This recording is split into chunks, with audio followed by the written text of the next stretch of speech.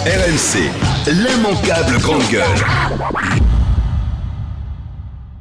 Les Français ont le sentiment de nous avoir essayé, il n'y a pas si longtemps que ça, d'avoir été déçus par ce que nous avons fait. Ils ont le sentiment, à tort ou à raison, je ne juge pas, que nous n'avons pas fait ce pourquoi nous avons été élus et qu'on n'a pas fait tout simplement le job. Et que ceux que vous proposez sont ceux qui étaient au pouvoir il y a encore 3 ans. Ils réessayent maintenant le Parti socialiste et ils se disent « Ok, on s'est planté avec eux il y a 3 ans, on se plante avec ceux que nous avons aujourd'hui depuis 3 ans, donc essayons autre chose. Il va falloir qu'on se réinterroge sur nos comportements politiques de façon lourde, structurelle, massive, et avec pour moi un seul sujet en tête. Comment on passe, je me répète, pardonnez-moi, du dire au faire? Comment on crédibilise?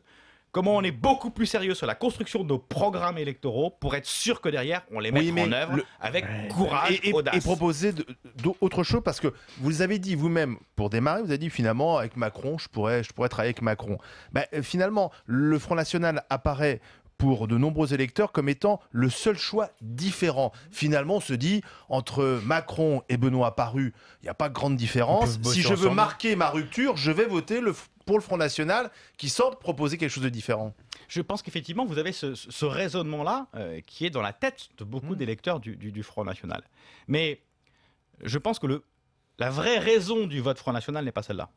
Moi, je reste convaincu, quand vous regardez l'histoire de France, l'histoire du monde, que tous les extrémismes sont nés de tout temps des crises. Vous regardez sur 40 ans l'histoire économique de la France et vous mettez une courbe comparée crise sociale, crise économique. C'est ça le fondamental. Si on ne règle pas ça, on ne réglera pas durablement le Front National. Et la seule question qui vaille, c'est pour ça que je suis très interrogatif sur ce qui va se passer dimanche et sur les pseudo-alliances électorales qui pourraient se décider en une semaine, c'est que ça paraît comme de la combine. D'accord, mais est-ce qu'il n'y a pas aussi le terrorisme à ajouter, le fait que beaucoup de gens s'inquiètent aujourd'hui peut-être de la montée d'une religion, de quartiers qui changent complètement. On se souvient de cette phrase, je crois que c'était peut-être Claude Guéant ou Brice Hortefeux qui l'a prononcée en disant « Parfois, certains Français ont l'impression de ne plus être chez eux ». Il doit être pris en compte aussi, ce facteur. Et le rejet de la mondialisation. Tous ces facteurs-là que vous évoquez sont justes. Mais ces éléments-là ne sont, me semble-t-il, que la conséquence, là encore, d'une structure de crise lourde.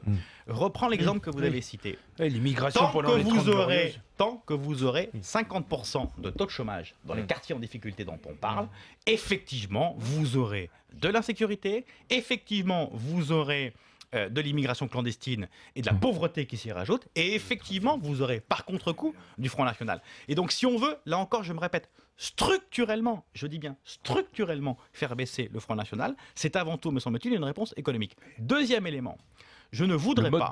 Le mode de vie est lié à ça aussi. Alors, en grande partie. Je ne voudrais pas non plus qu'on se cache derrière la crise actuelle des migrants ou les attentats pour effectivement expliquer le Front National. Le Front National a probablement, évidemment, pris 2 ou 3 points par rapport à ça. Mais la dynamique existait avant. Mais la dynamique, elle était lourde avant. Elle ne s'explique pas que par les attentats, que par l'actuelle crise des migrants. Ce serait trop facile. Et on se planterait avec cette analyse, me semble-t-il. RMC, l'immanquable grande gueule.